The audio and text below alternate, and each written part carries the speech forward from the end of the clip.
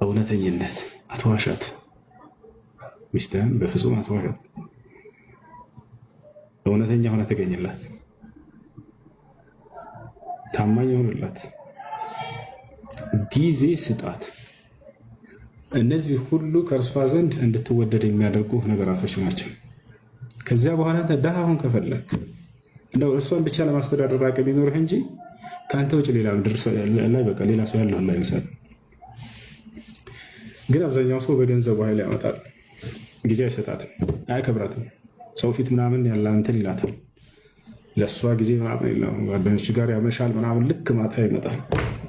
የአንተ ብርን ይሰራለታል። ከዚያ በኋላ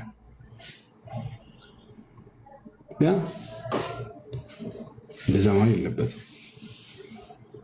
ጊዜ የሚሰጣቸውን ሰው በጣም ይወዳሉ። ዛሬ የፍቅር ክፍለ ጊዜ እንዳይሆን ይህንን ርዕስ ከጀመርኩ ስለማላቋርጥ ያለት ጥያቄ ያለው ሲገጥ